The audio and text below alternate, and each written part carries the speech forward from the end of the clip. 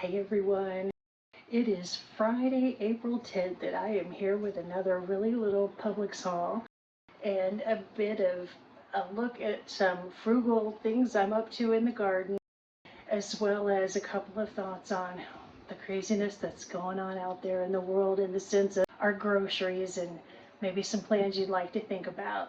So with that in mind, let's spin around and I'll show you what I picked up at Publix.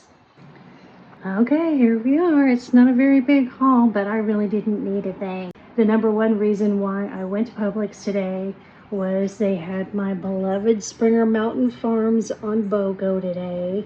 These things have gone up, of course, like everything, progressively. Just in the last 6 months, they've gone up $2 a bag, and now they're up to $11.99 today. As far as any of these breaded chicken strips go, these are uber healthy. And I think they're, on range price-wise of any other brand you could buy out there. But Springer Mountain Farms, if you go to their website, you can get a $1.50 coupon. They'll let you download that twice. So at the register, I paid $9 for these, or $4.50 a bag, or 1.5 pounds per bag, or $9 for 3 pounds of pre-cooked chicken. And these do so well in the air fryer, and they're really versatile for a quick meal. And if you have kiddos, definitely this is something you might want to go pick up if you're in a Publix area. They're in 8 states now, so Southeast United States. And then I also picked up these nut pods. I got these for 2 reasons. First, I like to take a flavored coffee in my Profi commuter coffee with me to work. And if you buy a bottle of the sugar-free syrup, it's somewhere between $5 and $8 depending on what brand and what store you buy it at. And these were on BOGO today. I can't remember, $5.59, $5.99. I'll show you in the store. And these have no sugar added, French vanilla, and I figured this is the equivalent of buying a bottle of syrup, and I don't have to buy the cream, right? And then same thing here. I only bought this because there was a 50-cent I bought a bonus. I think it was $1.79 in the store. Not something I normally buy, and I normally never buy coconut flavored yogurt, but I think I might try doing something kind of fun with that. The royal rice, that reloaded on my Ibotta rebate as well as the coupon on the Publix website. So in the store, if you saw last week, these are $2.19. So I paid a total of 69 cents for this ready-to-eat rice.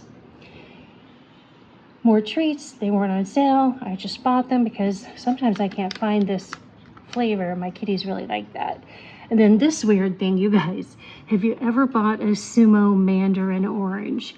I never have. I never will again, I'm sure. But oddly enough, there was a $1 digital coupon for these, and I think it was a 50-cent Ibotta rebate. And these things were $3.49 a pound. I'll have to look at my receipt and see what I ended up paying. I weighed it. It was like around 1/2 pound. So I think I paid maybe $1.50, $2 for this squiffy thing. And again, I just got it because it was kind of interesting and I wanted to make my Ibotta bonus. And then these two, this is the kind of stuff I never buy. If you follow my channel, it is rare to see some really junky processed stuff on my counter on my shopping hauls. These were on BOGO. I think they were like $4.45 in the store today. And I found it really interesting because I never, ever, ever buy things like this. I don't even look at the shelf. So I think it's been at least 20 years since my girls were little and I had to pack their lunches since I bought stuff like this. I didn't even know they'd made peanut butter. And I loved Ding Dongs when I was a kid. Well, I guess this is the triple chocolate version of a Hostess Ding Dong. I'm definitely going to try one of these peanut butter, and then I'll take the rest of those to work with me and be a bad influence on my coworker. And then they had a $1.50 digital coupon, and Ibotta had a $1 refund per box, so that's $3.50 off of $4.45. So I paid a net after my rebate of 95 cents for these 2 boxes. And normally, not on BOGO, they would have been $9, which is just crazy to even think about, right? So that's that story. And then here's another BOGO. And I do drink a lot of tea, so this is one thing that I bought that I was happy to have. And again, BOGO, I think these were like $6, which is kind of crazy for 40 bags a box. There was an Ibotta rebate. I think it was 50 cents a box. And then cat food, just like last week, these various categories are here because there were several different little Ibotta rebates that these applied to. And today, my Ibotta account was showing yet another $5 bonus if I bought 10 items, and I was 57% of the way to getting another $5 bonus that's been in there a couple of weeks. So I thought, I guess, today's the day. So I got back, I think it was $4.25 from Ibotta rebates for these things, plus $10 on my bonuses. So $14.25 back from Ibotta. Now let's take a look at my receipt. This all came to $43 exactly. And I only had 95 cents tax. Florida doesn't tax food. And I saved at the register $35.33. And if you add my $14.25 and Ibotta rebates, that takes it right up to about $50.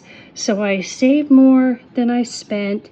And that's my rule of thumb in today's world. If you can buy things you more or less need, don't look at those, and use on the regular, and you can get them on sale, stock up while you can. Okay, I found my little weird sumo orange. I paid $2.20. They also took off a $1 coupon, so I paid $1.20 at the register for that thing, and I got 50 cents back from my Ibotta, so I paid 70 cents for this weird sumo orange. Now let's go outside and take a look at my potato buckets. If you guys like to eat potatoes, I would highly encourage you to consider planting some potato chits next time you have potatoes that start to sprout. You wouldn't believe how easy it is to grow potatoes, especially if you live a little further north than I do. Potatoes grow really well. And these I planted the first week in February, right before we got that frost. But the timing turned out to be perfect because they didn't sprout until after the frost, and they grew very prolifically. I was shocked, especially the potatoes in the bucket next to me. I got a pretty big harvest of purple potatoes out of that, considering I only planted 6 or 7 chits. These I planted 4 weeks ago, and these are ready for replanting. Now I'm going to rinse off my haul, then we'll go on the patio and I'll show you just how easy it is to be a potato farmer. Here are the fruits of my recent potato labor. And now let's talk about the phase here. This pile of little potatoes is the one I harvested from that first bucket that you're seeing in the video that looks newly replanted with the potato leaves coming up. So I harvested these about 2 weeks ago and then replanted that bucket that you see regrowing right now. So those leaves came up pretty darn quick, and these had been growing only since the frost, so middle of February, and now it's April 10th today, so call it 6 weeks. These, as you saw, I harvested today. This was out of the first bucket, almost all of these, and just a few of these came from that second bucket. And the first bucket had a whole lot more leaf growth. Again, I planted those after the frost, so only about 5 weeks, and I have this harvest. Now, I know this isn't a huge amount, but you could feed 3 people with this. You could do some fried potatoes, roasted potatoes, whatever your heart desires. And interestingly enough, these purple potatoes supposedly have the highest amount of nutrients. And where I got all of these potatoes from were chits that I grew from these little bags of mixed colored potatoes that you can get at Aldi. Now these I got at Publix, just because they had a BOGO a few weeks ago, you guys. And I had recently seen that the blue potatoes, or what I think of as purple potatoes, are so much healthier. But long story short, at Aldi, that's where you can get the cheapest little bag of the tricolored new potatoes. I think it's around $3.29. But now let's talk chits. My endless production of potatoes. Now, because I live in South Florida, things are going to get, let's call it, too hot to grow potatoes soon. We're in mid-April now, but you know, by June it's going to be a blazing 90 something every single day, and potatoes don't do well. But when you're just trying to grow new potatoes, you can get a lot of production in just a few weeks before the weather has a chance to kill them off. You know what I mean? If you're trying to grow big bakers, you want to do that in cooler weather. So, long story short, any of you newbies out there that want to learn how to grow potatoes in buckets in these uncertain times, it's always good to have a few skills, right? That you can pull off even if you only have a patio or a balcony. So what you do is, when your potatoes have grown eyes like this, and I've had these about 4 weeks since I bought them at the store, maybe 6. Look how blue that is. Wow. So this is considered a chit. And you just cut them off like that. And I use this potato. I'll make some little roasted potatoes today out of these. You don't need very much potato. All right, so here are my little chits. And what I'll do is I'll leave them out here on the patio so that these wet sides of the potato dry a little bit. It usually takes a couple of days, not longer than that. And you want to make sure the wet side is up, you know, not face down, in other words, because they won't dry very well. They'll start to rot. So I have what, about 10 here, 10, 11, and that should get me about this many potatoes again, maybe a little more if I can get them to grow a little longer before they start dying off. But you guys, just give it a try. It's fun. Your kids will probably have fun with it too. We don't want to waste food in these uncertain times. And that bag of potatoes, because it was on BOGO, was $2.50. I am only wasting that little bit because they got a little squiffy, so I can't eat those, and I don't want to make chits out of those. You can make more potatoes and just keep it going out of your $3 worth of potatoes that you bought at the store. Just, you know, let a few go to the sprouting level and chit them out, and then plant them in a pot of dirt. Keep the soil lightly moist, and next thing you know, 5-6 weeks later, you'll have some potatoes. So I'll probably add half of these to those very purple potatoes that I just cut up. Those to go with my dinner tonight. And then these I am going to leave in this pan in a shady spot over there on the patio for a couple of days just to let them cure. Then I'll take them inside and put them on a shelf in my pantry.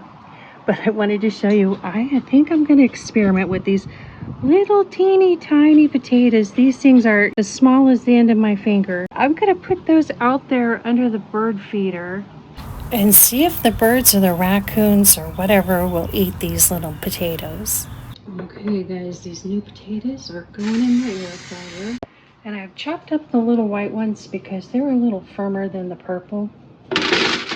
And I think that'll help them cook at about the same pace. And the smallest ones I just left whole. Next we have a tiny little volunteer sweet potato and now I've got some spices here. I cleaned out my spice cabinet yesterday and I need to use this up, so I think this is a perfect application. Mind, you can never get too much seasoning on potatoes. This is garlic powder that needs using up. I'm going to cook these at 400 for 15 minutes and then give them a check and a shake.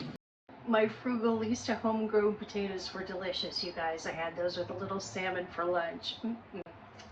So now that we've covered the shopping and the potatoes, I just wanted to take a minute to talk with you all about a couple of things that hit the news just in the last 24 hours. You may have seen last week's video I put up where I gave y'all a little tour of my toiletries in the garage, you know, my household goods, plastics specifically, shampoo, laundry soap, yada yada. Well, Dow announced yesterday that they are doubling the price increase they had planned.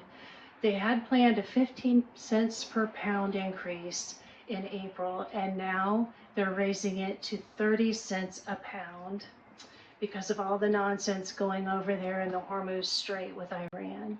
Well, of course, they're all coming at us from every side, and I don't mean to be Debbie Downer over here. My purpose on this channel is just to inform and encourage and share ideas.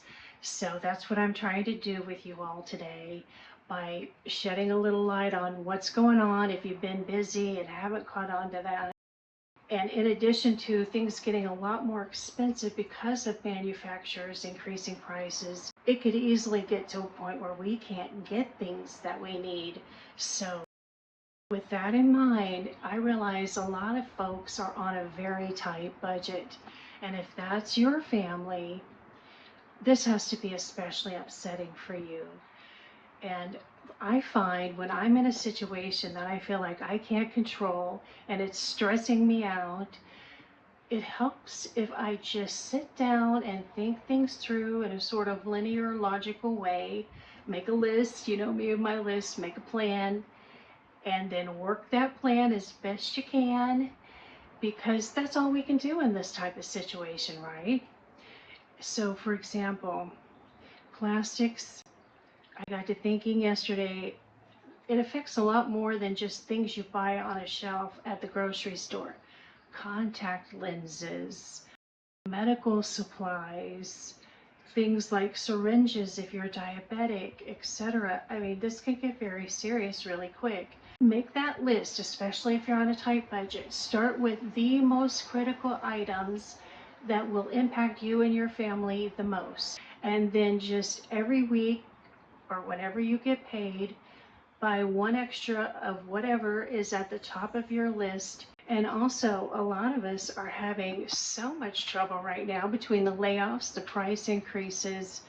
It's really challenging. So if you and your family find yourself in a situation where you really need help just to be able to put food on the table, please don't put pride before common sense.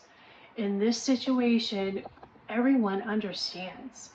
Everyone wants to help who is able to help, trust me. I have Facebook groups, I have next door groups where I've seen people asking for food and people offering food, in addition to the usual churches, pantry, you know, that kind of thing. So don't hesitate. If you need some help with food, get out there, tap every resource you can. And if you do have a little extra money to work with, I know you're going to go out there and take a look at your pantry and your toiletries, and you're going to make a list of the things that you most want to stock up on. Then I suggest combing all of the store's flyers, see if any of those are having a sale so that you can save where you can. You know me, I like to save money, and go stock up, because we don't want to get caught off guard when we could do things now to be a little more prepared for later. And even if you don't end up running out and the world comes back to its senses, well, you'll always use those things down the road. You won't have wasted your money, right? Shampoo, I don't know how long it lasts on a shelf, but I'm going to assume at least a couple of years, so it'll be okay. Just do what you can with what you can. That's all we can do, right? Work our plan and try to stay calm and help others in any way that you can. I know it really helps me. Whenever I can help someone else, it helps take the stress and unease out of my mind and gives me a sense of peace. So even if you are on a tight budget, you can always find ways to help others. So keep that in mind as well. I appreciate y'all being here, and I will see you all on the next video.